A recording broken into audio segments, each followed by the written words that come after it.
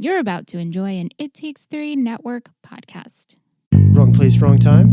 Need immediate bail assistance? Call Big H Bail Bond Service at 760-555-0188 for your go-to bail advice in the greater Indio area. That's 760-555-0188. Any court, any jail, anytime. Se habla español.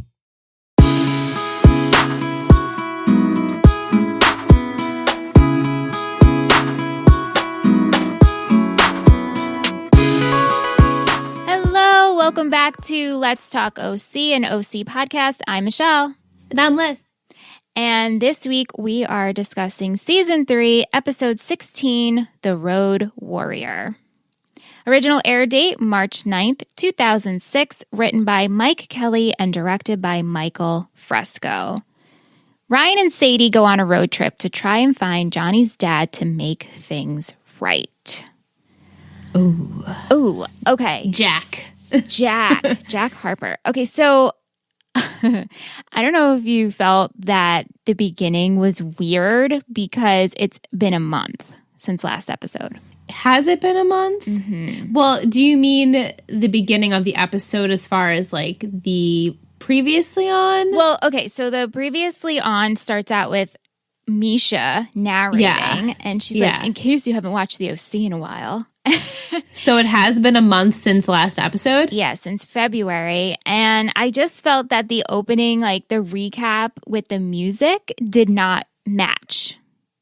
Well, it was very upbeat, you know, that typical OC music they use when it's goofy and like Seth's around or Julie's around. And it didn't really go with the tone. Yeah, you're right. No, it didn't, because they show what happened with Johnny and him falling off a cliff, and it's this upbeat music, and my brain is like, these things don't line up. Yeah, I agree.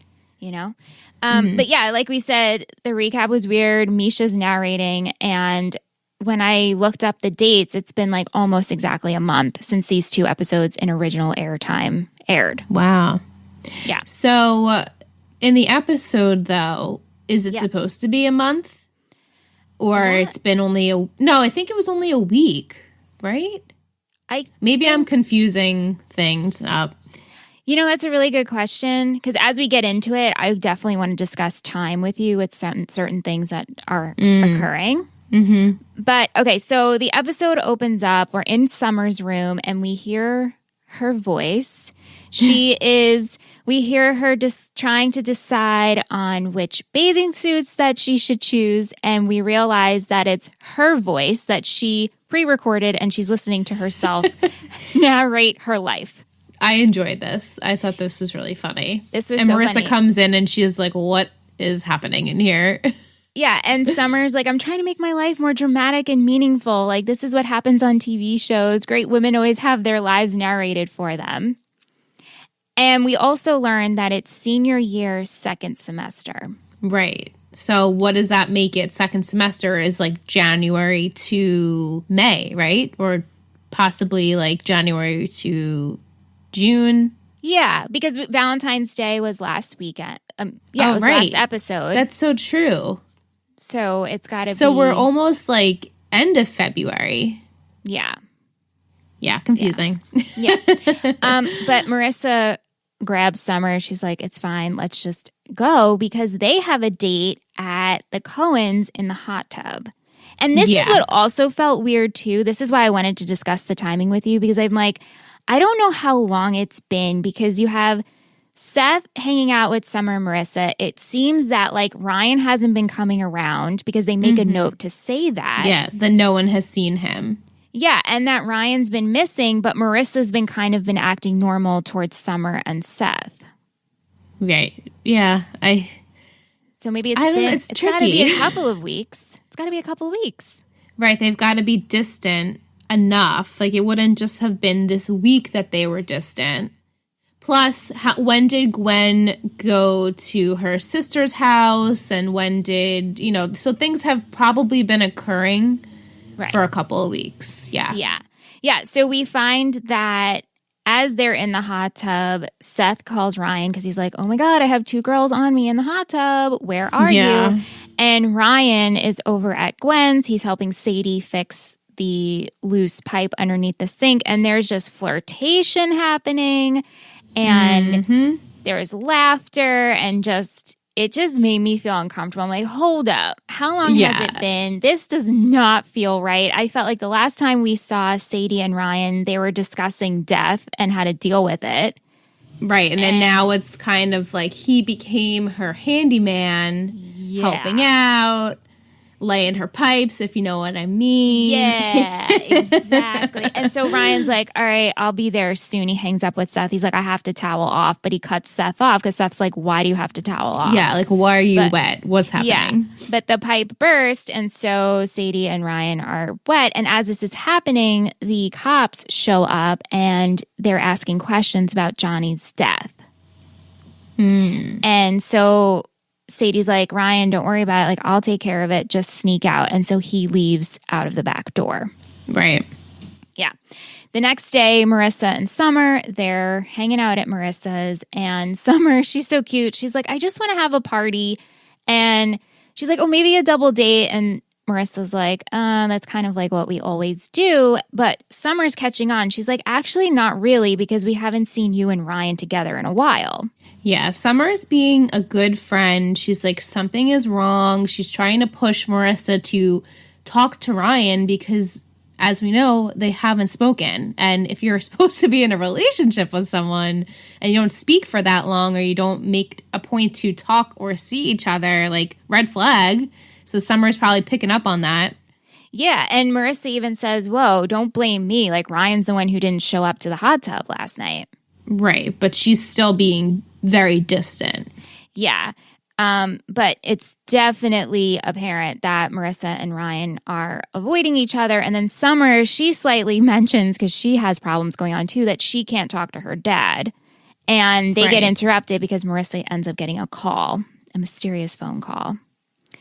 So Ryan and Seth, before school, they go to Sadie's, and it turns out that the bank is going to foreclose on Gwen's mortgage. There's no insurance money from the accident because the cops believe they discovered new evidence, and they want to talk to Marissa. What did you think about Ryan and Seth showing up to see Sadie? I thought it was freaking random and so random. Thank you.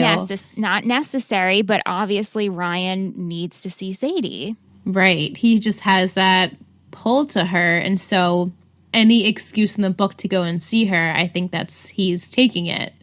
But then he drags Seth into it, and Seth's not dumb. He's like, he's probably like, what are we doing here? But yeah, and I also feel that they know, it's like Seth and Summer and Marissa probably feel this, like, why is Ryan always over there? But also like, oh, hey, he's actually helping out Gwen. And that's the and Marissa mentions it later. Well, you've been helping Gwen out so much. I'm like, well, Gwen's not even there. I know, because she's staying at her sister's. He's helping with the house, so I get that is also helping Gwen. But Sadie's living there right now, so just saying. Yeah. So at school, Ryan and Marissa, they have this really cold, non-emotional discussion at the lockers about the cops, and Marissa is surprised that they only want to talk to her and not Ryan as well, because they both were there. Yeah, and Ryan approaches her like they've spoken in so long, but they haven't. And he does apologize for like, hey, sorry, I've been distant. And this is when she says, oh, well, you've been helping Gwen. And then he just says like, oh, have the cops called you? And if I was Marissa, I'd be like, wait, how did you? But this is how Marissa thinks. She's like, oh, did they call you? Not, hey, I got this information from Sadie. So I was like, it's fishy.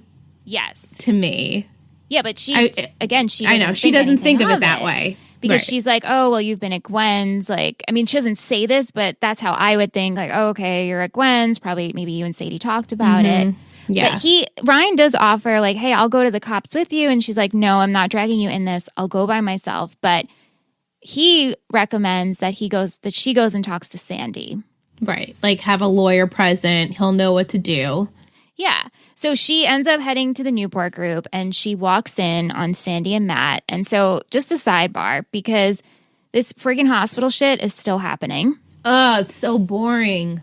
Matt and Sandy, they're discussing getting the proposal to Dr. Griffin, who, reminder, is Maya's dad. But things between Matt and Maya are going really well, and Matt doesn't want to risk it. Yeah, and he feels awkward about just being like, hey, I've been actually taking you out, but now I want you to read the proposal to your dad. It doesn't look good. It doesn't. So Sandy's like, hey, listen, how about we go on a double date? I'll bring Kirsten, you bring Maya, we'll all go out to dinner, and then I'll bring up the proposal, and that way it's not on your back. Yeah, and Matt is initially uncomfortable with it, but also like, what's he going to do? Sandy is technically his boss, so he's like, all right, I guess I'll do this. Right. It's like best case scenario. So anyway, Marissa arrives, and I love that her and Sandy hug. Oh, I know. I loved. And she says that she needs legal advice about Johnny, but she wants to keep Ryan out of it. And so Sandy, of course, agrees, but he needs to know everything that happened. That's Sandy's like number one line. He's like, I need to know every single thing, which is true. It's just funny that he says it all the time, but I know he has to say it. You know what I mean? Yeah. I should just have like a loop of like, I need to know that you're telling me every single thing. Right? We should do that. I know, that would be funny. So then there's this montage of Marissa. She does meet with the cops. She is going over everything, but how we see it is she's actually at the crime scene, the cliff where Johnny fell. It is taped off, but we see images of, it's like a montage clipping of Johnny that night, him falling, and then her talking to the cops, and then the letter. They bring up the letter. We finally get to hear a little bit of what was in the letter. Yeah, so she says, I'm not in love with you, and I never will be. Ouch. But she has to tell him straight because she's been so wishy-washy, or she was wishy-washy with him for so long that it gave him this idea to profess his love for her again. And so I think she just needed to like cut it at that point. Like, listen, I'm never going to be in love with you. I'm with Ryan. Let's just leave it at that. So obviously he didn't take that very well. Well, yeah, and the cops are kind of holding on to this. Like, well, was he a drinker? What was your relationship like? Because look at this letter. This is suggesting other things. Mm-hmm. Right. But while she's at the crime scene, Volchuk appears.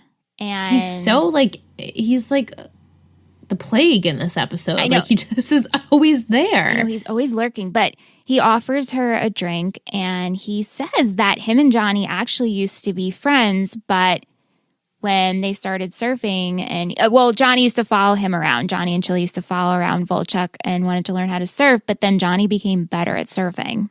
And Volchuk didn't like that, and so they became essentially enemies at that point. Yeah, but then he says to Marissa, like, hey, if you ever want to hang out, I'm around. I can keep a secret too. Mm-hmm. Yeah. Which we're like, okay, like, I don't know. We're seeing a tiny layer of Volchuk here. Sort of. But also, I think he's just needs not to, like, vouch for Volchuk. And obviously, we'll see him a lot more in the season. But I feel like he just needs a friend. Yeah, so he was bothering Sadie so much in the beginning because they have a history, which we'll go into. And then Marissa now is vulnerable, and so he's like, all right, well, she's vulnerable, so I should just jump in there. It's just like he just needs to find this next person to like communicate with. Yeah, and also with Marissa, I mean, essentially it's his enemy's girl. So, right, that too, so it makes it even better. Right, it's like icing on the cake, right? But she did pass up the alcohol, so props to her. Very proud. So Ryan, he keeps helping out Sadie, and he shows up to help her, and she decides that she needs to go to Brea because her plan is that she wants to go see Johnny's dad and try to get money from him. And Yikes. And so Ryan offers to go with her, and he's pretty pushy about it, and she's like, no, I actually already have a ride buddy. Enter Volchuk. Right. Like, she would go with him. Yeah. I don't know. Well, because Volchuk is Johnny's dad's ex-drinking buddy or whatever they said he was. But yeah, they had a relationship at some point, whether it was like whether they're drinking buddies or not. And Volchuk seems to have the address where he is. And so Ryan's like, how about I just go?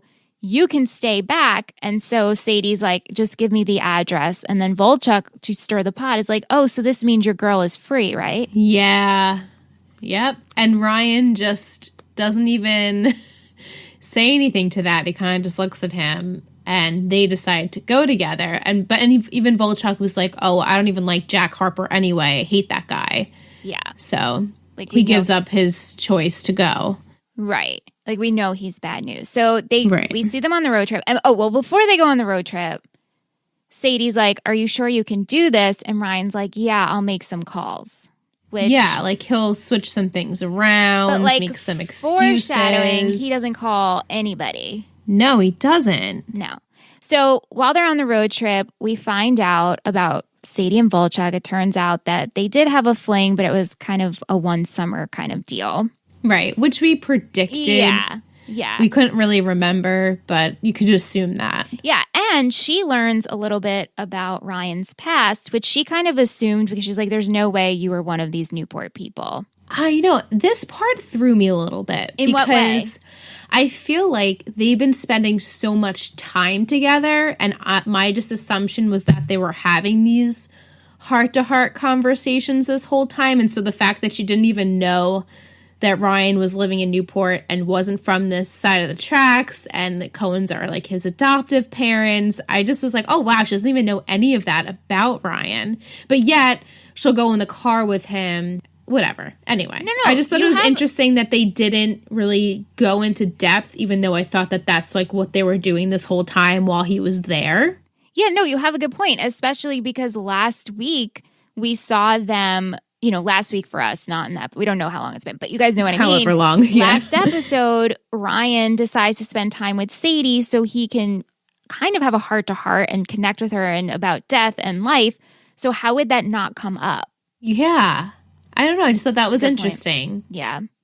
But anyway, so they have the address. They head to Brea. They show up to this house, and this very angry guy answers, and he's like, Jack isn't here. I don't know where he is. I hate that guy. Yeah, like, good luck finding him. He's probably in Indio.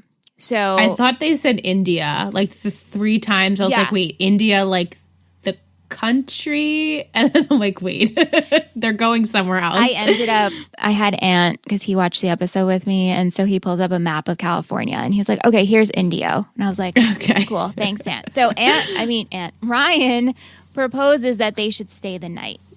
Red flag number 1. Red flag number 1, and Sadie's like, okay, cool. So they get a hotel room, and while they're in the hotel room, Marissa tries to call Ryan, and under Summer's, she suggests that you need to talk to Ryan. So Marissa tries to call Ryan, and Ryan looks at the phone and just ignores it.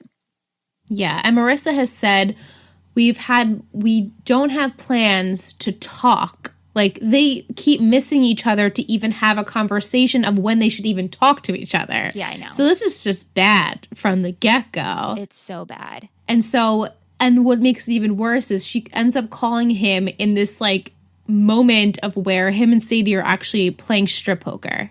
Are you kidding? I know.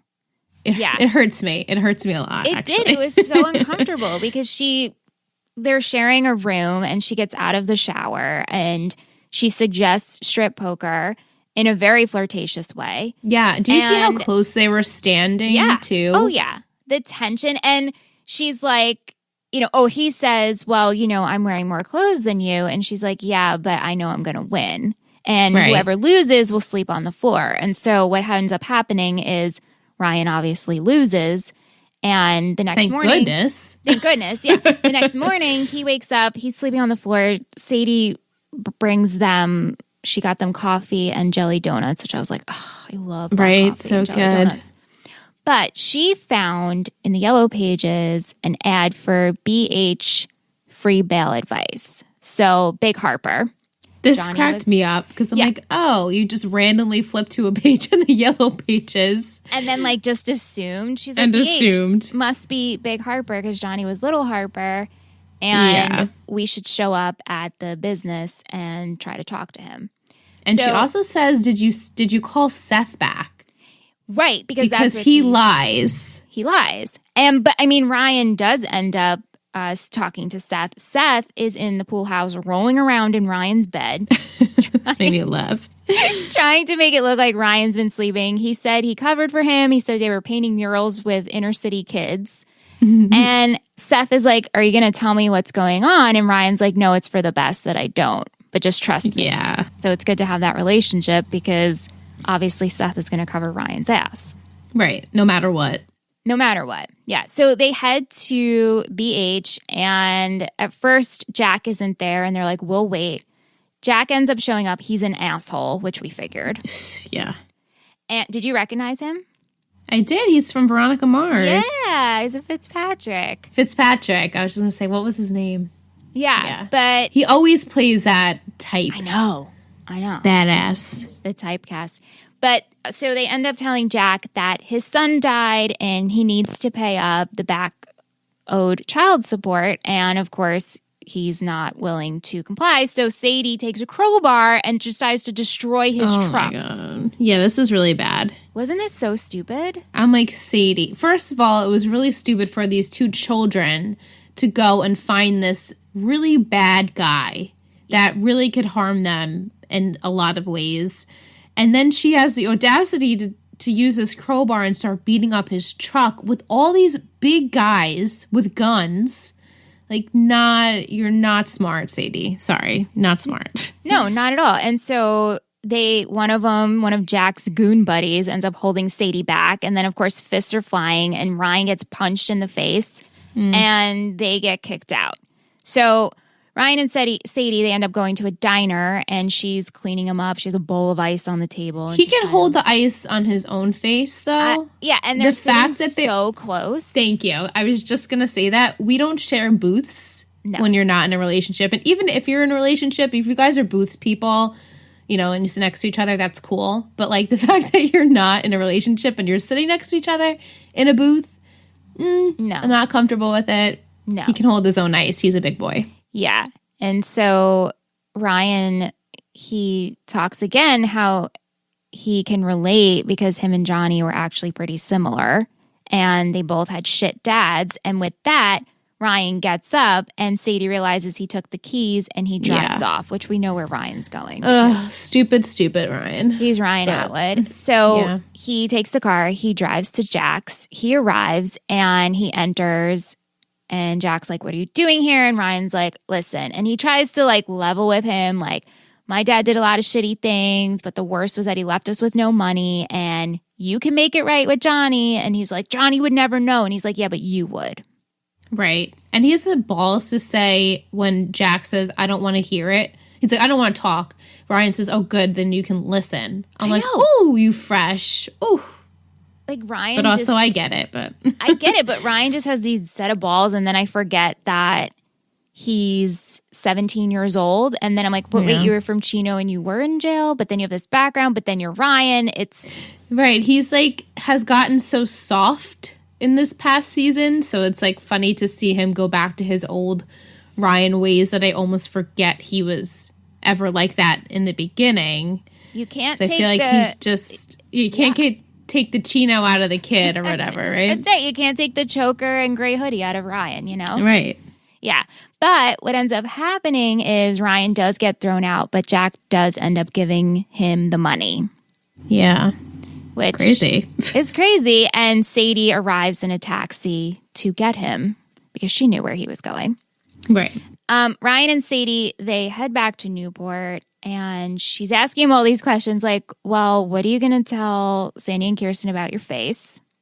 Yeah, she's fishing. And Ryan's like, oh, they're used to it. And then she goes, and what about Marissa? What about Marissa? And then he opens up and he says, listen, like, I didn't care where you were going. I just knew I wanted to come with you. And I needed to get out of town and feel something different. Marissa and I need to talk. Yeah, so in Sadie's eyes, I'm sure, and in that moment, I think Ryan had that realization of like, yeah, Marissa and I need to talk so we can end it. Or at least he wants to end it on his end because he wants to feel something different than what he has. So how could he possibly feel different when he's in that same relationship? Oh, for sure. And so Sadie heard that, and I think she was, happy about that, and she felt like, all right, now something could potentially grow here. Right. Yeah.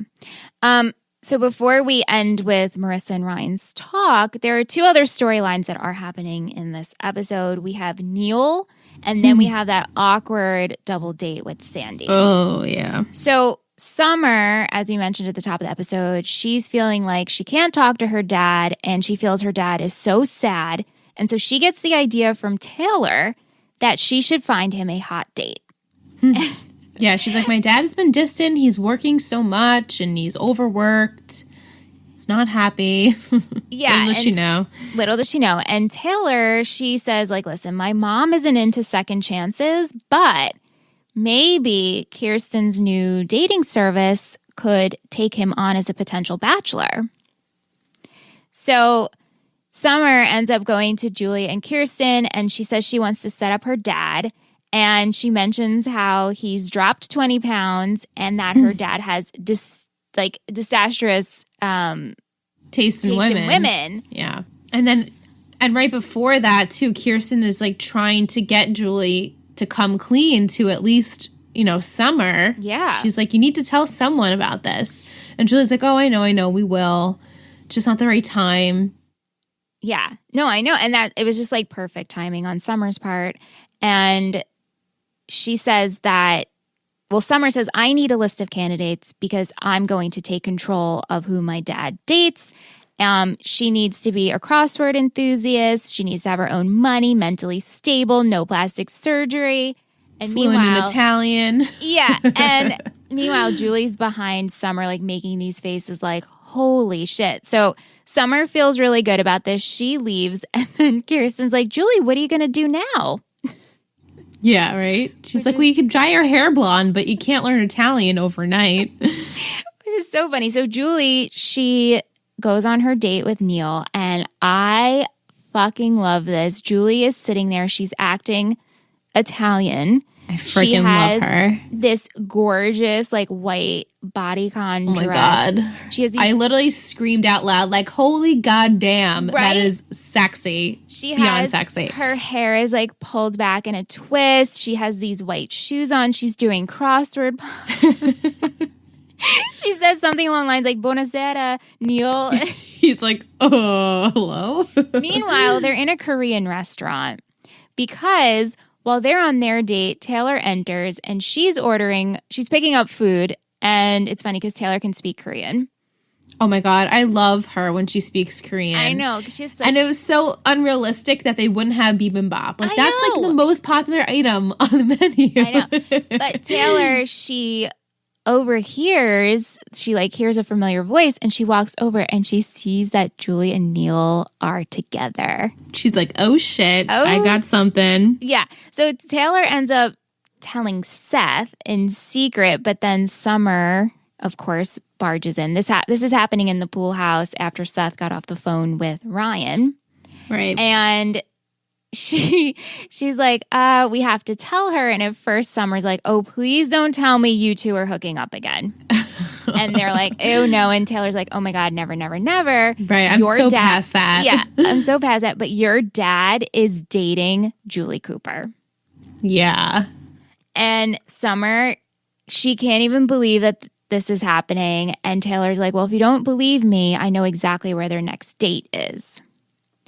So their next date is Julie and Neil. Neil is teaching Julie how to golf. Wasn't this a gorgeous scene, though, because it overlooked the ocean? Beautiful. Oh, but it's really funny. He's trying to teach her how to swing, and they're dressed in all this golf garb. I loved Julie's outfit. And Summer and Seth, they're spying in a golf cart, and they pull up, and they see Julie and Neil kissing. Yeah, so like already confirmation, and Summer says, I don't need to see any more. Let's just go. Yeah, so they end up leaving, and we have this cute scene of Summer and Seth. They're making out on the couch, and Summer's all distracted about her dad and Julie. And Seth's like, I don't know. I think Julie's got moxie. I like her. Yeah, he's like, I like her. Yeah. And then Neil enters, and he just seems so happy. And so Summer's like, well, if my dad's happy. And then Neil ends up saying, like, hey, Summer, I want to talk to you later. Yeah. He's like, are you free for dinner tomorrow? Yeah, because, we got to talk about something important. Yeah. So you know something's coming. Hopefully, right? I mean, how many episodes are we going to do this? So to go back to Sandy, he ends up going out on his date with Kirsten, Matt, and Maya, and things are going well. But then Sandy brings up the proposal, and it gets really fucking awkward. Yeah. And poor Kiki is like, oh my God, I'm so embarrassed. Yeah. Like, why did you have to do this now? I know. And I also felt bad for Matt because he kept saying to Sandy, like, things are going really well. And Sandy's, he tries to work it in, like, hey, we've been working on this proposal, and could you show your dad? And she was like, oh, yeah, because at first she's open to it. She's like, oh, I'll take a look at it, and then I'll show it to him. And he's like, no, we need this done, like, ASAP. Right. And then when Sandy gets pushy with, like, the deadline, she's like, oh, okay, well, Matt, is this how you feel too? And Matt's like, well, yeah. Like, how do you say no? Right. He's like, oh, no pressure or anything. And Sandy's like, well, yeah, it is a big pressure. It's like they're doing it in front of Maya and Kirsten, and it's so awkward. Ugh. And so after dinner, Kirsten and Sandy, everybody, they go home, and Sandy's like, hey, so it turns out that Maya loved the proposal. She's going to show her dad, but she broke up with Matt. Right, and she's moving back to New York. Yeah, and that it wasn't going to work anyway because, like, her dream is to be in New York. And Kirsten is just like, what happened to our whole discussion about you crossing the line? Right. Like, she said, I thought I knew how Sandy Cohen would act and, like, what his morals and beliefs were, but now I'm, like, really questioning it. Yeah, and he says he'd rather be defending criminals, but this is what he's doing now. Yeah, he almost, like, throws in her face, like, well, this is your fault because I took this company away from you because you couldn't do it. And now this is, like, what I'm given, so why don't I try and succeed at it? Yeah, it's just not... It's not the Sandy Cohen way. It's the Caleb Nickel way. Exactly, and it's not good. It's not good. So the episode wraps up. We have Marissa at the bait shop. She's by herself, and she's enjoying the band. And she sees Volchok. So she leaves. She goes to her famous lifeguard tower. And Ryan calls her. And Ryan's in the pool house while this is happening. Also, their song, Forever Young, is playing. Yep. Mm-hmm. Which is like to top it all off. And they have this discussion kind of about how it's just not working, and it's hard to believe that after all of this, this is how it ends. This really, really hurt me. I was so team Marissa, like, that I've never been before. I don't know why. I was just like, fuck you, Ryan. Same. She's the most vulnerable in this state right now. And, like, you're almost, like... You just are, like, leaving her high and dry. Like, not even... You have the audacity to call her to break up with her. And, like, granted, she knew what was coming.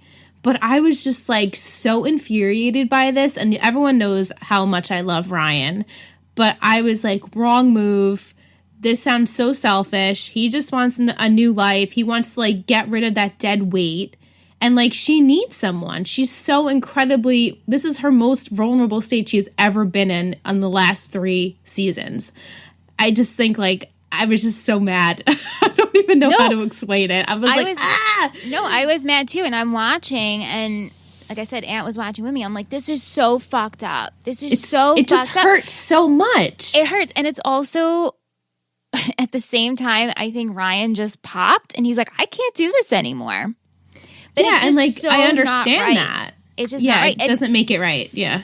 And I know Marissa, like you said, she knew it was coming, but she hangs up the phone and she's hysterically crying. And then we see Ryan playing strip poker again with Sadie because Sadie shows immediately up. Fine. Like, got his mind off of it in an instant. And then what kills me is he says, so I guess I'll see you in school. Yeah. I'm like, what? Like, you didn't have a fucking friendship for 3. I mean, a friendship with quotations, but like, that's what you chalk it up to? Like, oh, I guess I'll see you in school? Like, oh my God, what a slap in the face. Like, killed me. I know. I really felt for Marissa. And I'm watching this episode, and I was even saying to Aunt, like, I did not remember how shitty and annoyed I was with Ryan. Yeah, same. Me either. And and then in the heat of the passion of the moment of me being Team Marissa, I'm like, it's fucking Ryan's fault that Marissa ends up the way she does. Right. I know.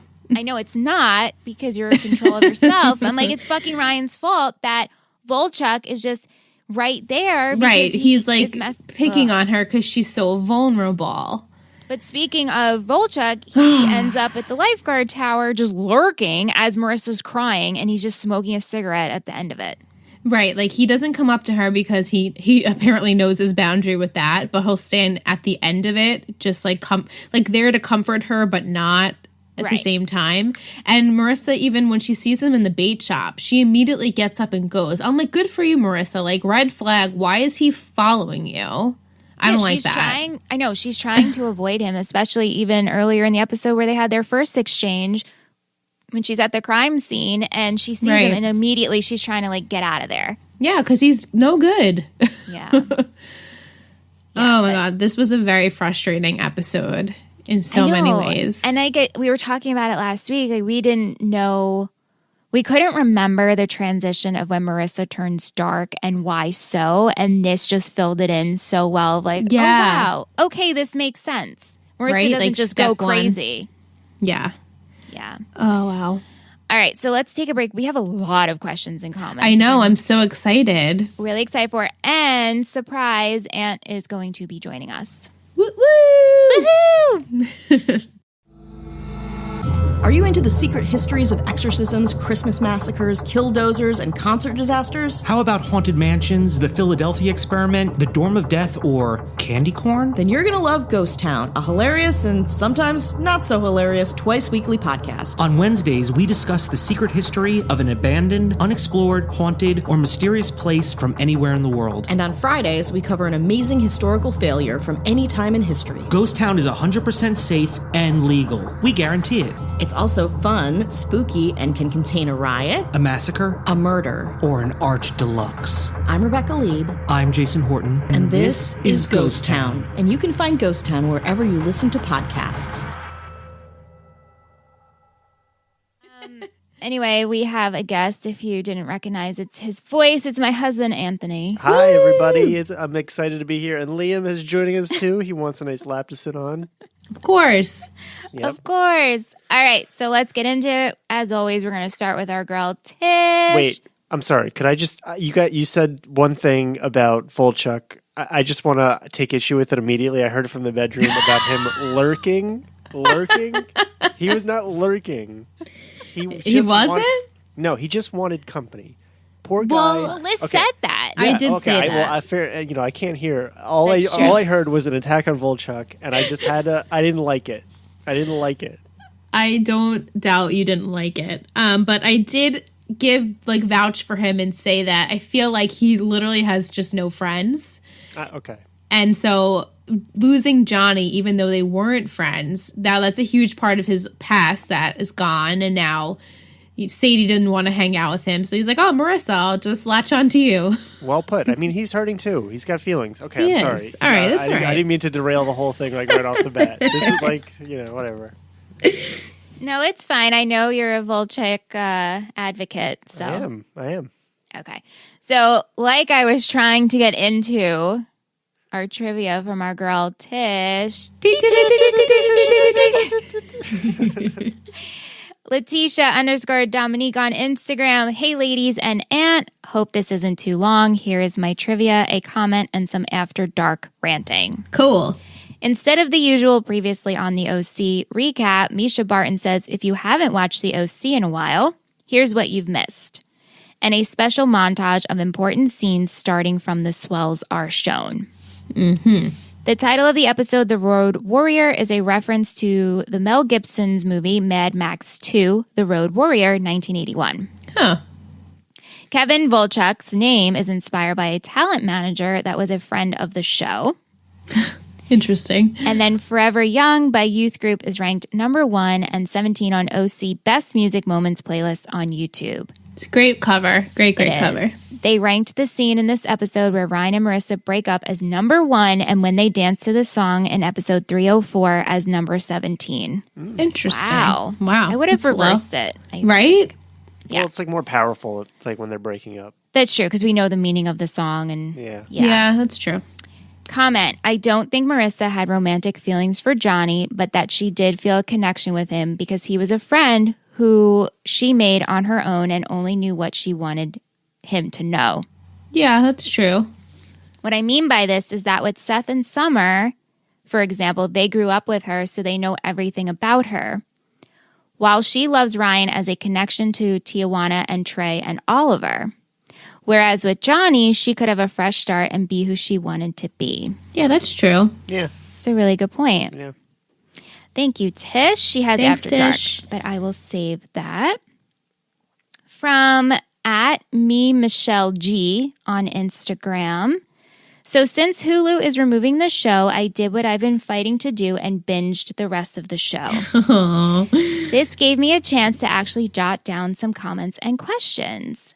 Marissa and Ryan are great at communicating up until when they need it the most. Gosh, that's so true. It must be terrifying for Kirsten seeing Sandy turning into her father. Yeah, definitely. Question. I don't like how Ryan starts looking for rebound as soon as he feels Marissa is slipping away. Does anyone else see it this way, or does he just feel guilty about what happened with Johnny and just wants to help in any way? Sadie is just a plus. Ooh, I think probably both. Yeah. Yeah, he's just he's looking for like that connection always, like the chase. I said it before. He's only into the chase. Right, because Marissa used to be the chase. Yeah. Now she's just like too much to handle. So Well, anytime they get on a good path, he's just like they fight. And it's usually you can point to Ryan like just kind of pulling away or not like it's not always just Ryan, but he doesn't fight for the continued relationship. He just wants to fizzle and then chase something else. Yeah. I don't know. I think he's just exhausted from everything they've been through and they haven't had just a moment to chill. No, they get moments to chill, but like They haven't though. Yeah, sometimes they do, and it's just like not good. Like there was like a small period, and I can't point to this because I don't remember, but I know there's a period where it was just like kind of settled, but he needed something else, and he just had to chase something else. Yeah.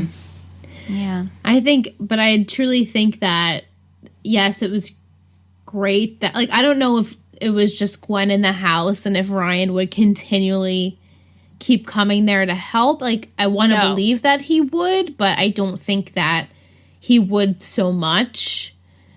Yeah. And also, I don't even know if it was like a rebound from Marissa because he's already on to the next while still being in a relationship with her. So to me, I'm like, oh, that's not. I don't feel that it's like a rebound. I just think it's like, as he said, he wanted to feel something different. In my eyes, though, it wasn't right to feel the different while you were still in a relationship. But Ryan does break it off. Yeah, I think because like he's like doesn't want to admit it. He doesn't want to admit that he's like done. Right. Yeah. Right. Yeah. Thank you. Thank you, Michelle. Moving over to at AAW3115 Alicia on Instagram. Hi, ladies and Aunt. Happy Hello. remote recording. Thank you. Wanted to weigh in on the question from last episode on whether Marissa has feelings for Johnny or not. I think whatever she was feeling for him, she was not letting herself feel it. Whether it was like, or just a deep feeling of connection. I think when you're a teenager or even adult, those are easy feelings to mix up. Yeah. Yeah, true. I think she felt something for Johnny, but it wasn't the same as the love she feels for Ryan. As you both have said, she clearly had a connection with and to Johnny, but that doesn't mean she wanted to be with him romantically, so I don't think she did. I agree with that. Yeah, I agree too. Yeah. For this week's episode, first of all, I would like to say that I'm getting tired of the hospital saga. So are Same. we. Either we're building it or we're not. So many hangups, although I feel bad for Matt that it got in the way of his relationship, and I'm a little disappointed in Sandy for pushing so hard. He's definitely choosing the mantra of choosing the good of the many over the good of the few.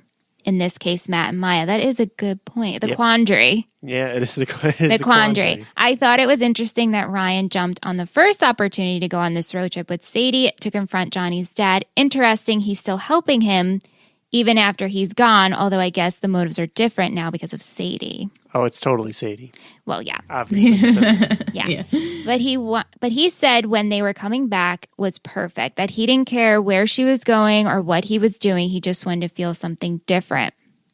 I think that's really setting up Ryan's character for the rest of the season. Yeah. What differences do you see in Sadie and Marissa so far? What do you think is attracting Ryan to Sadie? Ooh, good question. I think Sadie is a go-getter, and she's like someone who's not afraid to say what's on her mind, where I feel like sometimes Marissa just doesn't say those things to a point. I think also Sadie... I think Marissa's pretty independent, but Sadie has had to deal with so much as a young age in terms of taking care of her family. Yeah, I think Ryan likes to. I think he, like the upbringing kind of. Yeah, is sort of what Ryan like. He always finds the people that he can kind of relate to, right? And I don't think he ever really felt like he belonged with Marissa. You mean related to her, or just felt he didn't belong to her with her? Belong. Like, I think he, never really, he never feels like he fits in. He always has to say, oh, I didn't grow up here. Oh, I didn't, he even says it in this episode. Yeah. Right. I also didn't really understand the scene with Marissa and Volchuk on the cliff. I thought it was an interesting exchange, and we see Volchuk be a little more human, with actual feelings and stuff. But I didn't get at the end when he said he could keep a secret, too, after he asks Marissa if she ever wanted to hang out with him. Is he talking about that he wouldn't tell anyone if Marissa wanted to hang out with him, or that Ryan is with Sadie? What do you guys think? So I watched this episode twice, actually. And the first time I watched it, I guess I didn't... Marissa does say something about keeping secrets prior to when he says that. So the first time around, I thought Volchuk... I was like, why did he ask her about keeping secrets? What does that mean? But she does say something, and now, of course, I can't remember exactly what it was, about secrets. And so he was just finishing the conversation saying, well, I can keep a secret, too. I didn't think anything of it the second time watching. I was like, oh, he's just saying that to, see, we could have a bond. I'm not trying to, I don't know. He just wants to be friends. Yeah. I think. That's how I took it. Making peace with her, sort of. Marissa is doing a great job of fending him off so far, and this is also the episode we've been building to in terms of Ryan and Marissa breaking up. It was really a sad scene, although it seems to hurt Marissa more than Ryan. Yeah. Did you guys feel that way too? Yeah. 100%. For sure. Ryan's already moved on. Yeah. Yeah. Do you think Marissa would have broken up with Ryan if he didn't initiate it? I think they would have definitely broken up at some point. I think it would have been prolonged. It would have been, it would have been prolonged for sure. They would have been still in that limbo that they've been in this past, 2 or 3 episodes where they just haven't found the time to talk. Yeah. So I think they would just be putting it off, both of them. And I guess eventually Marissa would have to end it, but Ryan was just so much more disconnected from them that it was easier for him to do it now than, I guess, to do it later, which is better when you think about it. Yeah. Yeah. They were just in different mental places. Yeah, for a while. It's presented sort of as a mutual, but Ryan for sure starts the conversation with Marissa, adding, you don't have to say it. Yeah, he says, oh, this is so hard. So when he initially first says that, I'm like, oh no, he's going to break up with her, even though I knew it was coming. I was just like, ooh, he's going to say that. He's like, oh, this is so hard. I'm like, oh shit, he's really going in. Do you think it's Sadie that ultimately pushed Ryan to end things? I think she was just the catalyst. Yeah. The catalyst, Yeah. I also wanted to add that I really love all the different types of questions and comments people write in with. It's always things I haven't thought of and find myself saying, how did I not think of that, or why didn't I say that? I also enjoy your podcast, ladies, and so glad when you have guests on. Oh, thank you so you. much. Thank you. And then she sent a bunch for After Dark, so I can't wait for that. Cool. Thank you, Alicia. Let's go to, we have at sa.benda on Instagram. Oh my God, girls, I love your podcast. Thank you. I recently found it and I am currently listening to season 2 on Spotify. Nice. I am an OG watcher and have loved the OC forever. I watch it every year. I'm so glad that Michelle is such a super fan like me. She's actually a bigger fan because I need to still see all the places. Oh. I've always wished for someone to talk to about the series, and with you girls, I feel like I finally found a match. Oh, thank you. I might catch up, but I just love watching every episode before listening to the podcast. Greetings from Austria, Grace. Wow. Hey, that's so cool. Thank you, Grace. Thank so you. Sweet. Very nice. Thank you. No, I appreciate to be a part of this. Yeah. Well, you have no We choice. appreciate you too, Aunt. Yeah. Okay, going to our newbie watcher at nshelton516 on Instagram, Nicole. First off, I was suddenly surprised to see Johnny's dad was played by the same actor who played Liam Fitzpatrick and Veronica Mars. Liam. Both punks. Haha. Totally. I was surprised at the little time Ryan talked to him convinced him to give them money, especially when they first saw them. He said, "What, son?" Yeah, I was a little confused. Again, I watched this twice, so the first time I watched it, I almost was confused if he knew his son was dead, because they do tell the other guys that were sitting in the room, but he wasn't present at that time. So I was like, wait, does he even know his son is dead? Does he even remember he has a son? Yeah, I mean, he definitely knows his son is dead. Yeah. Well, yeah, then towards the end of the episode, I was like, okay, obviously, but I think he's just being an ass. Yeah, he's like, I haven't been there. I hadn't been a part of the kid's life forever, Yeah. Also, Sadie was so dumb to take that crowbar or whatever it was to Jack's truck. Yep. If you were Sadie, what have you have done to get the money from him? I mean, I definitely wouldn't have gotten violent, and knowing me, I would have asked for it and then tried to plea with him and then would have left. I don't know. I think if I was in Newport, I probably would have done a fundraiser. I don't even know if I would have went to Jack because he's scary Sadie, and a criminal. I know. Yeah. I'm trying to put myself in her shoes, but I'm not like her, so and it's her uncle. It's hard. It's her uncle, so it's like he's been around forever. He probably wouldn't really hurt her, so she can make moves like that. True. Right. Sandy's disregard for Matt and Maya's relationships ending was pretty cold and sad. Yeah. Glad Kirsten said something to him. Volchuk showing Marissa is straight up creepy. Marissa is straight up creepy. I was surprised that after everything Ryan and Marissa went through, they were just done that quickly. Yeah. But honestly, I'm not sure how I feel about Ryan and Marissa together, so maybe it's a good thing. Also, how the heck does Taylor know how to speak Korean? So random. I love her. One of the many wonderful things of Taylor. Yeah. Also, I actually like watching this show week to week since I watch a lot of shows and don't have a lot of time to binge.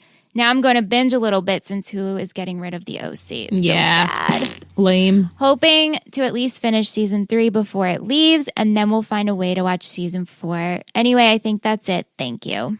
Thanks, Nicole. Thank you. Thank you. Our friend Michael. At Del_Vasto on Instagram. Hey, Liz, Michelle, and Aunt. What's up? Happy recording night and happy early Peaster Eastover. I know, it came quick this year, right? I know. Yeah. I apologize in advance for how scattered my comments and questions are. No need to ever apologize. Our brains are scattered, so no worries. That's how we are. This is my second favorite opening scenes in this series. The Yoga Lattes one is hands down the best one. The best. So good. Definitely. Summer playing back a voice recording of her is hysterical, and then the hot tub scene with Seth, Marissa, and Summer is hilarious. Yeah. Did they have that hot tub the whole time? I think, because remember when Caleb was dating that young girl? Yeah. And Ryan and Seth, and what was her name? It's like on the tip of my... Yeah. Oh my gosh. Anyway, they were in the hot tub. Gotcha. When Ryan pushed to go at Sadie to try and find Johnny's dad instead of Volchuk, do you think it was because he thinks Volchuk is bad news or because of something else? Both, yeah. He wanted to like be like, no, Volchuk's not going. You can't trust that guy. And also, I need to get away. Yeah. So, Right. Like, I want to be in the car with you. I want to go. yeah. I never realized that Sadie tells us her and Volchuk only hooked up one time when she visited Johnny. For some reason in my head, I had it that they dated, Mandela effect. Yeah. I also thought that. Yeah. Just the way that Johnny acts towards her. You know? Not Johnny. Volchuk, you mean? Yeah. Acts towards her. Well, I He's mean, they were just a probably- pest. Yeah, well, they were They were probably like friends at one point, and hung out a lot, and then just hooked up one time, and that became a thing. Yeah. If you were Marissa, how would you handle the situation with Ryan? And how about if you were Ryan, how would you approach the situation with Marissa? Oh. Well, like we said, if I was Marissa, I probably wouldn't have broken up with him over the phone, and it would have been prolonged of me trying to talk about my feelings, and then we would have gotten into a fight. Yep. That would have been me too. Yeah, and if I were Ryan, I probably wouldn't have gone on that trip, but also I would have just like maybe ended it. Like he would have. I feel like I would have realized that I wasn't into it, and then ended it then, or maybe I would have went on the trip. I don't know. I feel like as the audience, you don't really see Ryan really like torn with his decisions. I feel like he just impulsively just like does these things, and you don't really see him. I mean, granted, we're not in his head, but I feel like you don't see him contemplate, maybe I shouldn't do this, or like he just does them. And I think that's why I'm so upset with him. Like he almost has like no remorse for what he did in a sense. Right. We always see Seth battling what decision to make, what he should do, talking about it incessantly. So with Ryan, it just seems like, oh, Ryan's already over it and he's moved on so quickly. Right. He just makes these decisions in his head, and he doesn't talk about it with anybody. He decides it, and he's like, that's how I feel now. Yeah. And he goes with it. He commits. Yeah. Why do the writers want us to not like Sandy? First season, Sandy was gold minus Rachel. Second season was the Rebecca plot, which drove a wedge between him and Kiki, and now this hospital plot, not impressed. Yeah, I think he's such a wonderful character and a great father figure, but like everyone's human, so you have to humanize them. So I guess they're just trying to give him a little bit of zhuzh when it comes to being character development, but it's also like the first two were kind of like the same. I guess not really, because he wasn't into Rachel. Yeah, but he was definitely. But for Rebecca, it was like something else. That was his past. Yeah, that was the past. So, I mean, this hospital thing, he's just so wanting to get it done. He said it over and over how much the community needs this. So at this point, he's like going to do anything. Yeah. Right. You know? Yeah, it's like a fight now. It's he wants to get to the end of the project, and now it's kind of like whatever it takes, because it's like, like if you work on something for that long, and you fight and you fight and you fight and you try to do your best, you try to be good, and none of that works, and then finally you just gotta like be like, I just gotta get this done, and I don't care about the person that I'm gonna hurt because of it. Right. Seth rolling around in Ryan's bed was hilarious. I like the comic relief him and Summer provided in this episode. Definitely. It is because of this episode that I know what surreptitious means, a 13-letter word for secretive. I'm glad Aunt is here for this recording because I have to admit I like Volchuk. Yeah. Ooh. He does shitty things at times, but I think he is able to be there for Marissa in a way Ryan couldn't. Kind of like how Johnny was able to help Marissa deal with the shooting in a way Ryan couldn't. Yes. Right. Side note, it's so weird to watch Cam Gigante and Easy A because I only think of him as Volchuk. And his character in the movie never backed down, and they have the opposite of characters in Easy A. Oh, yeah, that's true. Quotes. Both very good movies, by the way. Yes. Quotes. He'll wind up with the first money-grabbing slut bag who gets to see the backseat of his Maserati. And then, Julie, how would you like to take this, Kirsten? Mm-hmm. He then says, I'm glad you two enjoyed the snack I had for last week. The Rolo ice cream was store-bought. I guess that's not sold in the U.S. I haven't seen it, but I will look for it. Yeah. I unfortunately did not make a snack this week, but I was thinking of having Rocky Road. I just didn't plan it properly. I will try to have a good snack for next week. That's all I have this week. Take care. Rocky Road, like for Road Warrior? Maybe. Yeah. I know he Cute. should just be in charge of ice cream for the Flavors. episodes. Yeah. You're I an want ice cream correspondent, Mike. I'm giving that to you now. Ice cream correspondent. That's a pretty sweet title. I know. Hell yeah. If you're down with that, Mike, please come up with ice cream flavors to pair with episodes. All right, This we're will be going to go fun. over to our girl Vic at MuseChick on Instagram. Yay, welcome back, Anthony. Thank you. Hope you are also staying healthy and finding ways to stay sane during this quarantine. Yes. Maybe you should do something on After Dark each week. Anthony's opinion of Volchuk this week. Sure. Why do hot-headed people always get Ryan in trouble? I know Sadie was mad, but nothing good was going to come out of breaking that guy's truck in front of other people, and obviously Ryan was going to be the one to get all the punches. Right. I didn't like that Ryan did not answer Marissa's call and told Sadie it was Seth. Mm-hmm. I think ever since their fight, he's been pulling away, and he's like, whatever friendship he has going on with Sadie more. He said himself he wanted something different when he went on the road trip. I think he's feeling a connection with Sadie. She's really ballsy. Yes. He also realized he had a lot in common with Johnny. Also, what's up with Marissa wearing Johnny's necklace and not Ryan's bracelet? Oh, I didn't even catch that. I didn't either. Good one, Vic. Oh my God, as soon as I saw Taylor at the restaurant, I screamed. I knew she would go tell Summer and Seth. I like that she's back, so she brings the comic relief besides Julie in her basic instinct outfit. Oh my God, yeah. I got to say I'm getting a little disappointed in Sandy. Yeah, you're not alone. Yeah, he's changing the way he acts. Even Kirsten was a bit disappointed, also a little disappointed in Ryan because I know he's fighting with Marissa or they're not vibing. But if someone asked me to play strip poker when I'm in a relationship, I would feel extremely awkward about it. Yeah. No. Definitely. Then again, I wouldn't be on this road trip. Yeah, that too. Yeah. I also think it's sad when Ryan was breaking up with Marissa that they were playing their song in the background. She didn't even fight him on it, but she did look like she realized she messed up or something, and they were definitely over. Well, she's like doesn't have any fight left, you know. Like, I know, Yeah. she's so defeated. yeah. Right. Okay. Like, what was she going to say that was going to be like, all right, I'll come back? There was nothing she could do. Yeah. 3 big questions for you. Why do you think Ryan was quick to ask to join Sadie on her road trip? He had plans to talk with Marissa, and he just canceled them without telling her. So we discussed that a little bit about how we think he just wanted to get away and feel something different. When Ryan said he and Marissa needed to talk, did you know that he meant he was breaking up with her, or do you think they needed to talk about everything they've been through?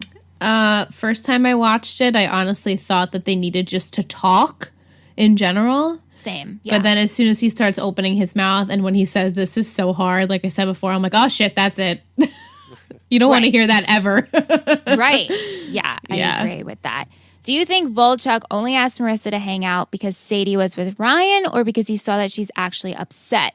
He's not following her. He just seems to run into her. No, I don't believe that. Yeah, he's definitely following her, but I truly believe that he is very hurt about Johnny's death. Like, you know, and he's somebody who definitely doesn't know how to express his emotions. Mm-hmm. You know, like it was a friend that grew apart, but he was always obviously there. You know, you never want to see somebody that you know in like your age group, your friend group, even past, you know, like No, that's die. true. Totally. You know, it's just it's an awful feeling. And Volchuk is gravitating towards somebody he knows is feeling the same way. Yeah. Agreed. But I also think it was ammo for him that Ryan was with Sadie and now he knows Marissa's by herself. He just opportunist. Yeah, Oh, well, yeah. I mean, for sure. Yeah, like he would have taken Sadie for sure. He's looking for somebody to commiserate with Johnny, and also maybe like a hookup. It also doubly affects him. You know, makes him happy, I guess, to hurt Ryan, who's like hurting him by taking Sadie. Right. 100%. It's Yeah. like, Yeah. this guy gets 2 girls that are like Volchuk wants. Right. Yeah. Yeah. We have from the OC County on Instagram. Hey, ladies and Aunt, happy stream night and welcome back, Aunt. Yeah, thank you. Well, here we are, the beginning of the end. Oh, boy. Mm-hmm. Before we get into it, can we just quickly talk about Sadie? Sure. Everyone else wish we got to see Sadie with Volchuk. Me thinks Sparks would have been flying with those 2 hotheads. I would have liked to have seen what they were like at one point. Yeah, maybe like a little flashback. Yeah. Yeah, sure. Flashback. I can get behind that. Yeah. Just so we could see a little bit deeper about Volchuk. Yeah. Right. Like, I guess, that's a good point. We should have a backstory Volchuk thing, like a whole offshoot, from pre-Ryan getting to Newport, like as far back as they want to go. The Volchuk stories? Yeah, the Volchuk story. It would be cool if they could have done, obviously, them like prior to Ryan coming to Newport at all. Like what Luke was like, and Marissa, and Seth not ignoring Summer ignoring Seth, and I don't know, that would have been fun. But obviously, we couldn't have done that. But this is a Fox property, right? Like Fox owns it. I think Warner Brothers owns Warner it. Brothers. Yeah. That's too But it bad was because I was on going to say Fox. Disney owns Fox, and like Disney does this kind of stuff. I was like, so maybe That's it's a matter true. of time before Disney does like a whole thing. But Yeah, but then it would be I'm a ju- totally different cast, and I Yeah. don't know. I know. Yeah. Like just come with me on this journey. I'm on this journey Like, I with you, wasn't looking Aunt. for a real- please come with me. Please let me fantasize about pre-Volchuk's story. Yeah. Okay, now as for Ryan and Sadie. Okay, so first I found it very strange that Ryan met Johnny's cousin, and within 5 seconds of meeting her, he dropped everything to spend all his time with her. True. Why? Why ignore everyone else and throw himself into Sadie's problems? Well, I've thought about it a lot and think it's because Ryan had consciously and subconsciously blamed himself for Johnny's death. In Ryan's mind, the way to make peace with himself was to help the people he loved, but to help the people Johnny loved. Yeah. His mom and cousin, what do you three think? How do you feel about Sadie and Ryan together? Yay or nay? I think that's a really good point about Yeah, same. He said he has said he's felt guilty. So in return, I think it's like, okay, let me do what I can. Let me help Gwen. And by return, it's like, oh, wait, I actually feel a connection with this girl, Sadie. Yeah. Yeah. I didn't like them together really. I never really No, me understood. neither. But Ryan is a fixer. As you always say. Yep. So he can't fix. He could never fix Marissa? Marissa's problems. Yeah. Ever. He could never do it. He never got how to fix Marissa. For this, he's got to fix up a house. It's like things that he can do. Right. And, like tangible things. Yeah, and somebody who doesn't have the same, like he could just be this new person with this, like this person he just met, fix some of her problems, and it's kind of superficial. Like he's very superficial, one layer, can't really go too deep. But he's so deep, though. He is, but he can't get. He could do that for himself, but he can't fix or and other people's problems. But like he can't fix Marissa's problems. Yeah. Almost how Johnny was for Marissa. Yeah. Like looking for that companionship where it had nothing to do with what was going on in her life and someone she could be different around and feel differently and actually like talk about things that maybe they would understand more than their significant other. So I feel like they're very comparable Yes. in that sense. Maybe sorry, I just want to say maybe like Johnny doesn't die, Marissa Johnny, Ryan Sadie, and they just like do a little swap ski kind of thing. They're not like That would they're not work. No, why not? Ooh. I don't know. You just don't want it to. I Picture don't it. want it to. No, I don't want it to. Okay. I also didn't like Marissa originally. Now I love her. Crap. Yay. And this episode, I felt really bad for her. Ryan's horrible. He's dragging it on, having dates, saving the day for another woman, all still with Marissa. Yes. Not cool, Ryan. Ignoring her while laughing it up with Sadie, really not cool. Yeah, agreed. Marissa really needed him during this time. It seems he just couldn't be there for her when she was going through serious pain and heartbreak. Right. Volchuk, I actually hated him the first dozen times I watched the OC, but with age, I've grown to like and dislike different characters. And weirdly enough, I went from finding Volchuk a repulsive dirtbag to a sexy as all hell dirtbag. Wow. I mean, he is So very gorge. easy on the eyes. So Yeah. gorge. As for fashion of the week, I give MVF, Most Valued Fashionista, which I love that list. We should do that. Love. Goes to the Marvels, Julie and Kirsten. They look like bloody models in this episode. They always do. But this episode, Julie in that black lace top, Kirsten in the red pullover. Their makeup and hair are perfection, and Julie in the white turtleneck dress. hello, bombshell. I want that dress. Same. They are both amazingly gorgeous women. So, lastly, I just want to thank you ladies and Aunt, hi Aunt, Hi. for doing this, for spreading love and keeping us a little more busy, a little less alone, a little more cheerful, making us all laugh in a very difficult time by continuing to make these podcasts. You are helping us all so much. I could cry, actually. I know. I'm sure it's not easy with self-isolation to do. So thank you from the bottom of my mushy heart, little Canadian heart. Ray I from the love OC you. County. She says, come play daily games with me for a distraction. Always here for a chat to anyone that's having a hard time or feeling alone. I love that. Thank you, That's Ray. very nice. Thank you, Ray. So sweet. Woo! Aunt, are you excited for After Dark? Yeah. Yeah. Yeah. Some music in this episode, Living Things, Digby Jones, LaRocca, Tom Beck, and Youth Group. How about some fashion? Liz, what do you have?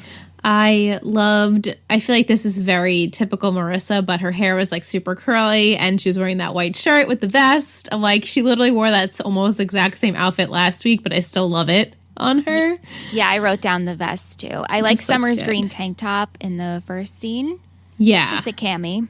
I liked Sadie's crushed velvet lavender like tank top, and then she puts a jean jacket over it before they're leaving to go on their road trip. I loved that. Yes, I really like Sadie's hair too. Yeah, her hair, did it get darker this episode? It looks a little darker. It almost looks like black, where last week it was definitely like more mahogany-ish. It was a break, so hair usually That's changes, true. right? Thank you, Anne. So That's true. true, Aunt. I like Julie's sequin top. You know, I really liked it when you saw it from the chest down, like chest up, and then once it like opened up and I saw that it was sequins, I didn't like it as much. But I did really like the top with the mesh lace thing over it. I thought that looked so good. I wrote down Ryan's gray hoodie because classic. Classic. Julie's white dress. Just need to take a moment for that. Gorgeous. I can't even. I also liked Julie's golf attire. Yeah. Her and Her Neil. garb. Golf garb. Golf garb. I liked Marissa's bathing suit in the hot tub. Yeah. Yeah. And it's so funny because she looks so much tanner than Summer for some reason. I know. I'm like, oh, they both live in California, but, you know, everyone's different. I would be like just as white as Summer, if not whiter. Yeah, same. I think that's all I have for fashion. Same. Okay, some quotes. Yes. I love, so you think our lives should be more dramatic? No, not yours. Oh, with Summer. Summer and Marissa. Marissa's like, wait, you think our lives should be more dramatic? And Summer's like, you're right. Not yours. Definitely not yours. I have Seth. I've got 2 girls in bikinis trying to seduce me, which sounds awesome, but I'm scared. I'm wet and I'm cold, Ryan. Why do you need to towel off, Seth? Summer, my dad has disastrous taste in women. If I don't step in, he'll wind up with the first money-grabbing slut bag that gets in the backseat of his Maserati. I also had that. I have Summer as Marissa says, that's not a party. That's a double date. Yeah. Julie, if I break a nail, your next fantasy better be a French manicure. Yep. Oi, as in vey? Yeah. Loved. So Loved. Summer and Seth. I have the authority to protect this property with legal force. That was one of Big H's. Yeah, I was buddies. going to say one of his doobie dudes. Yeah. What goes around comes around. That's completely true for this episode. Should I hire a locksmith? Oh, yeah, I like that. Should I hire a locksmith? Volchek. So if you're Yes. going to be with her, then that doesn't mean that. Oh, then does that mean your girlfriend is going to be all alone? Thank you, Aunt. Yeah, Volchek. I love Seth when they're talking about Julie and Neil. He's like, I think they're cute. Yeah, and she's got moxie. And she's got Moxie, yeah. I also love when Taylor and Seth and Summer, they're all in school and they're sitting on the couch, and Taylor, she quietly asks Seth if Dr. Roberts still has, the thing. Yeah. And He's like, no, that amoxicillin cleared it up. My last quote is, stakeouts are so much cooler in movies. So Sadie. That was good. All right. Let's do our MVPs. Oi. Oi. Yeah. Oi, as in vey? Oi as in vey. All right. On 3, 2, 1? Yes. Okay. 3, 2, 1. Summer. Okay. Who'd you pick? I picked Summer. Oh, I did too. Yeah. She just was... I thought she was the comic relief in this episode. She was just looking out for her dad, wants the best for him, and then she really didn't put up a fight when she heard her dad was happy. I mean, granted, we don't know what's in the episodes to come, but I just loved her little spunk in her spirit, and she was like pushing Marissa to talk to Ryan because she was trying to be a good friend and just have her like admit her feelings and have her friend, not hurt anymore, but she can only do so much, but I enjoyed her very much. Yeah, that's pretty much the reasons I chose her. I just liked her being, again, positive. And then the opening scene with her narrating her life. So funny. That was really funny. So and Summer. You chose Volchuk. Shocker, shocker. Yeah. Volchuk. Because the man is hurting. The man has feelings, but he doesn't know how to express them. And he's looking for somebody to share how he feels, and that's with Marissa, or he would have taken Sadie, because I'm sure he would have definitely been able to talk with Sadie or just be there and that is true, take his mind off of it. So he's just looking around for somebody to share his feelings with. Yeah, I agree with that. Yeah. Shittiest? Sure. Okay. 3, 2, 1. Ryan. Yep. Yeah, unanimous. We all chose Ryan. But also like blue ribbon to Sandy because he was really pissing me off in this episode. Agreed. But Ryan, so many things I've said.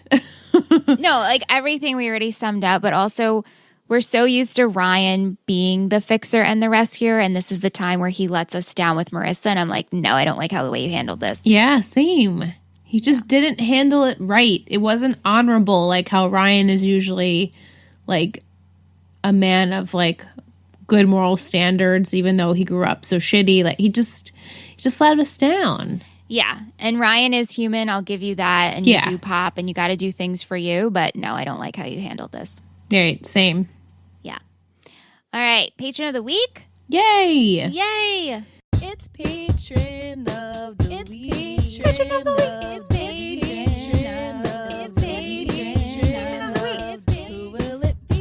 It's patron of the week. So this week I have chosen someone who was with us for a while, actually, and started their subscription back in like 2018. And now they're back to the network. Michelle. Also, another Michelle, yeah. I nicknamed her Mimi because her name in Instagram starts with Mimi, so I hope that that's her nickname. Oh my God, I love it. It's a cute little name, right? If that's your nickname, let us know. And if not, I hope you like the nickname I have chosen for you.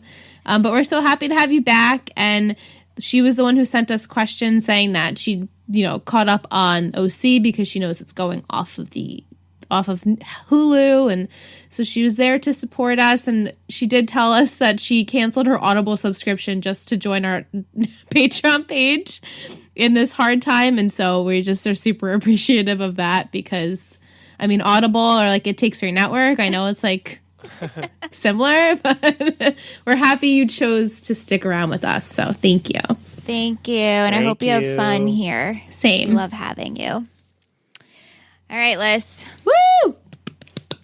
Are you ready? Yes. Did you hear me clapping? I did. Okay. So, an aunt as well. Okay. Here is your haiku for season 3, episode 17. The Journey. Oh, goodness. It's someone's birthday, and there will be a party, to invite or not. Wow. Wow. I believe it to be Ryan's birthday. And I believe it will be very difficult for him to figure out who he wants at his birthday since he just broke up with Marissa.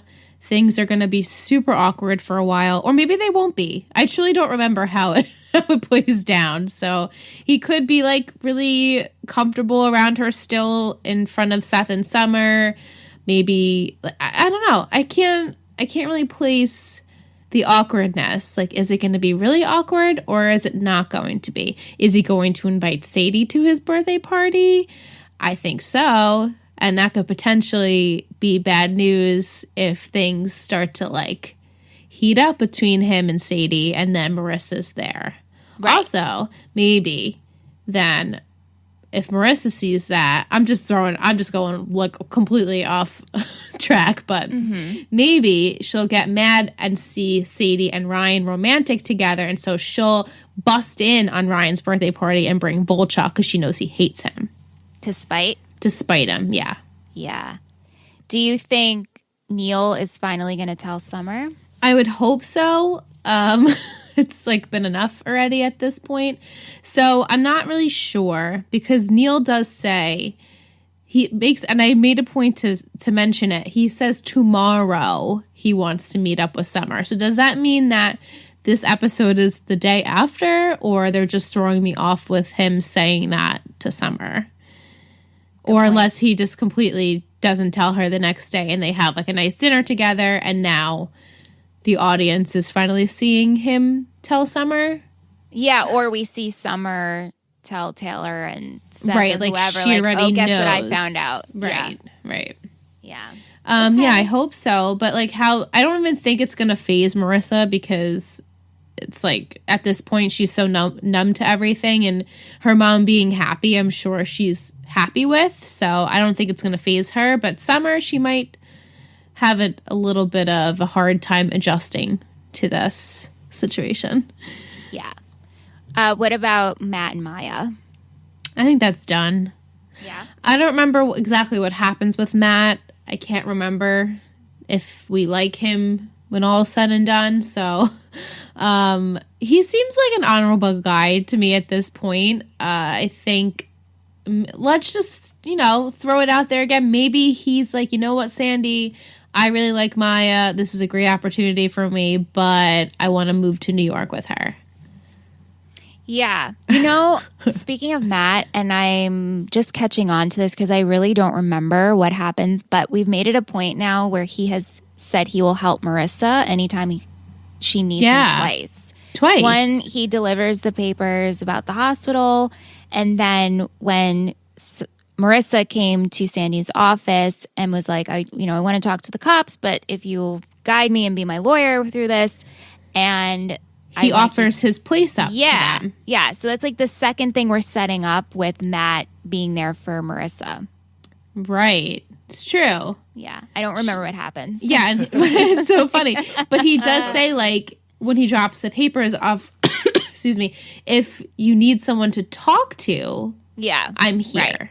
So he could be a good outlet for her. Again, I don't remember, and so if you don't remember, then we're shit out of luck. But, it's just another resource to use him as, besides just being the guy that works for Sandy. In this stupid hospital saga. Yeah, right. Ugh. Yeah. That's my favorite storyline. It is not. That's the A storyline. Stop it. It's business. I love business. It's so boring, though. I love business. It's been this ongoing. I'm like, oh my God. It takes a long time to build the hospital. No, I get that. And I get that it's realistic that things do take a long time. But for the viewer, we're like, okay, already. Right. And like, we don't even see the hospital. We're just like talking about it. Yeah, I know. Well, yeah, I mean, they haven't built it yet. What do you want to see? Oh, that's true. Plans? That's true. You want to see the plans? Yeah, like the grounds. I don't know. How many floors? Yeah. All right. Well, I think that's all we have for this week. Cool. Thank you, everyone who wrote in. Thank you, everybody who is listening. We so appreciate it. We love the fact that you're with us and that you're enjoying the OC and that this community exists. Mm-hmm. Selfishly, I'm like, yes! Also, for everyone who is with us, we appreciate it. If you like what you're hearing, you can check out our Patreon, ittakes3network.com. We have behind the scenes. You get the episodes up a day earlier and ad-free. And we have some bonus stuff up there as well. If you're an Apple Podcast listener and you haven't already and you are enjoying the show, maybe consider leaving us a review and rating 5 stars. 5 stars is It's a good number, but a good number.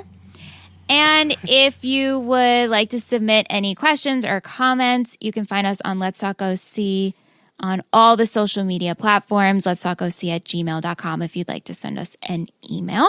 And if you are an OG listener, stay tuned for After the Credits. We go into our After Dark, After Hour segment where we talk everything spoilers. It's kind of like a group chat. Hi, my name is, this is how I'm feeling. We talk about what's to come. So if that's up your alley, stay tuned. And we hope you guys are staying safe, healthy, calm, all the things during this tough time. Yeah. definitely. Physical and mental health. Everything. And thank you, Aunt, for joining us. Thank you, for Aunt. secondhand. Yes, thank you, Aunt. I think you'll be back because you're a Volchuk lover. Oh, yeah. I mean, these Right. are Volchuk heavy episodes. So Right, for from now until the sure. end. For sure. All right, Or guys. maybe I'll write in. Oh, you can write in. That'd Oh. be Write in my fun. feelings. Sure, write in your feelings. All right, guys. We will be back next week. All right. This is the fun part. Dark. And can you make us like a little like do do do like Ooh, sultry? yeah. After kind of thing.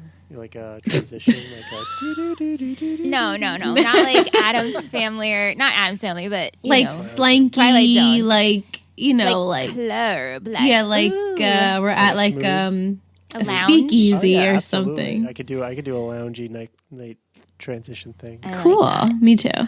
Okay, so Could we have like an after dark? yes, of course. Ooh. Sultry.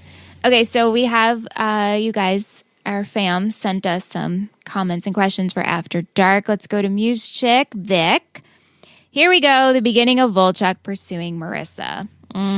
I know he's a bully and a jerk and he's mean, but he's hot. I've been binging so much that my brain is fried and he's in my dreams. Why? Not sure. I don't like him. Oh. I feel like Volchuk makes Marissa nervous. She doesn't need to walk away because he's there. When he was looking at her and he bit his bottom lip, it seemed like he was thinking he wanted her. Probably. She, on the other hand, seems like she doesn't want to deal with Volchuk at all for now. It's funny because you OG watchers know that the next episode is when they start spending time together. Yeah. I think he was thinking more. It was not so much like a sexual thing. I think that was more of a, I want to say something because I need to say something. Yeah. You know? Okay. Yeah. Everyone notices how much Ryan smiles when he's with Sadie, and it reminds me of why I love Taylor. I love Ryan and Taylor because we see Ryan laugh and smile so much more around her. Yeah. She gets him out of his shell. It's not a replacement of Marissa and Ryan. It's a new relationship. One just has a little drama free. Yes. Right. That's so true. And then she made a comment to P Rock Princess because they said they loved season 4. She also loved season 4. Nice. Anthony, I know you see Volchuk as an anti-hero and all, but do you think Volchuk really liked Marissa or did he just want to get back at Ryan? No, I think part of him, like I would say, like 25% wants to get back at Ryan. 75% really likes Marissa. I mean, you know, like on the front, you know, like what you know, she's damaged. He's damaged. 2, she's very good looking, and he's very good looking. You know, it's from him looking on from the outside at Marissa, like she probably seems like perfect to him. Yeah. Yeah. If she actually let him try, could they have become something? No games. Especially after his talk with Ryan, where it was his turn to look out for Marissa. I remember he does like her a lot. They actually had some nice moments. Or do you think he was always going to wreck the relationship? I don't think so. I think he actually, like him and Marissa definitely have some, it's not sweet moments. They do have moments. Yeah.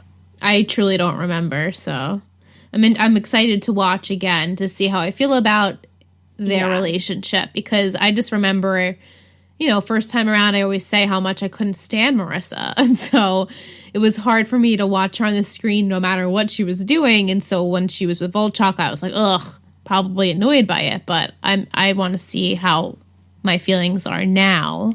Because there are times, I can't specifically remember or pinpoint when, but Ryan does talk to Volchuk and be like, you better fucking take care of her. Yeah. And Volchek definitely takes it serious. I think he's just unhinged. And so when he realized at the end when Marissa wasn't complying to him and talking to him, that's when he went fucking crazy and drove her off the car accident. Yeah, I mean, he just doesn't know how to handle his emotions. No, he doesn't. Not at all, right? So he's like, hot-headed, but...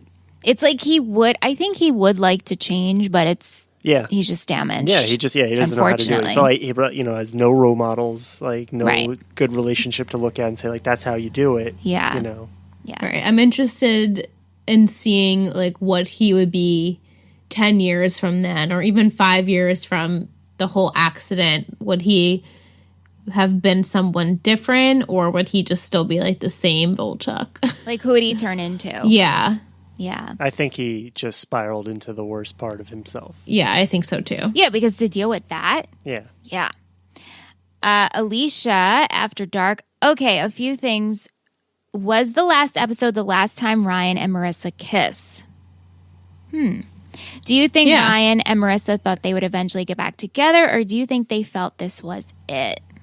I think she means kiss in general. Gotcha. I think every time they break up, so. It feels like they think it's going to be, that's it. Just like a teenager, like this is the end. Never again. Forever this way. Like the way you feel. Yeah, about but love, did you think they were going to get back together? Oh. Like, do you think they felt eventually they would? I don't know. Maybe not in this moment. I don't know. Maybe not yet, at least. Yeah. So begins the weird stalking of Volchuk with Marissa. What is up with that? He just keeps showing up and lurking It's not lurking and stalking. at her house, places she's at. It's creepy. It is fucking creepy. It is. And I would feel very unsafe Me too. if I was Marissa. I can definitely see feeling unsafe. I don't think that's how he is meaning it to come off. No, of course not. But No, well, obviously. I guess stalkers don't really mean it. like, but I just want to see you. Yeah, there's nothing wrong here. Also, I found some interesting trivia on it that is relevant to where we are in the season. There are spoilers. So this is what she says. Character error. In the pilot episode, Ryan says he is 17. Each season has a year because of a Christmas episode. Ryan doesn't turn 18 until late season 3, meaning he was 17 for 3 years. Yeah, it's true. Continuity in season 3, when Ryan is with Sadie in the pool house, Seth finds the door locked when he tries to enter and states, "When did the door ever have a lock?" Ryan mentions he added it for privacy. In season 1, when Haley has the huge New Year's party, she locks them in the pool house. Yeah, she does. So true. Continuity in season 3, when Ryan was seeing Sadie and was unsure about asking Marissa to come to his birthday party. This is what's happening next episode, by the way. The calendar on the Cooper's wall had the number 19 circled as Ryan's birthday, and the next day was indicated as the first day of spring, which would be in March. In the last season, Ryan is pursuing a scrapbook. Oh, in the last season, Ryan is pre-using a scrapbook put together by Taylor, which had included their hospital bracelets when they both were in a coma. Ryan's bracelet read 9586. Oh, wow. That's like just because it was in the prop room. Yeah, right. I have no recollection of them getting into a car accident together, though. No, they get into a coma. Yeah, coma. Yeah, I don't remember that, though. That's season 4 Christmas episode. So Taylor and Ryan, they fall off a roof, and it becomes Bizarro World, and Julie and Sandy are married, and Kirsten and Jimmy are married, and Summer is like, she's pretty much a noopsie. Oh, my God.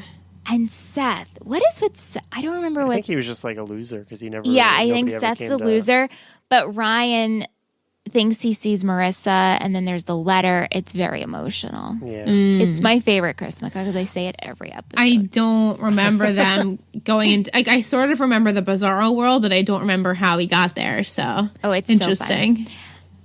She said these are the goofs that I found on Amazon when trying to figure out how I'm going to stream after tomorrow. Huh. Cool. Also addresses our questions about the age jumping. And then she asks, are we doing anything fun during quarantine? cleaning out a working. lot of stuff. Yeah, working. Michelle is working. Anne is working. Yeah, my I'm life, I have like this weird new normal. I get up a little bit later, but I work 8 hours straight. And then as soon as 4:30 comes, I run outside to go on an hour walk. That's Because great. I have like pent up energy, and I've been calling Krista because I'm like, I need to talk to somebody. I've been working 8 hours straight at the computer. The cats Yeah. won't even hang out with me.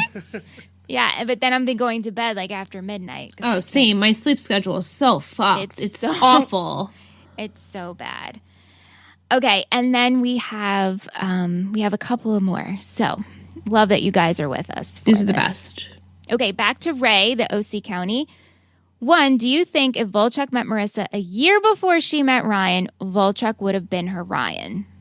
No. No. No. He doesn't have it in him to. Yeah, to fight to what? Like he would have fought Luke, but like not for Marissa. Oh, yeah. He Oh would my have fought Luke God. for sure. Luke versus probably had fought Volchuk. Luke. Probably like on the beach at a party. Yeah. Yeah. Would Ryan still have stolen her heart as soon as he came into her life? Like would have Ryan, I think Like so. a year later? No, like she's saying if she met Ryan, Volchuk would have been her Ryan, or would have Ryan still have stolen her heart as soon as he came into her life? Oh yeah, probably. Yeah, he would I have. think so. 2, do you think if season 1, Not So Tortured and Lost Marissa met Volchuk, their relationship would have been different? I think. I don't think she would have hung out with him. Yeah. Also, though, Marissa did a lot of partying and Yeah, she was so trying to find herself maybe, for a while, so maybe she would get involved.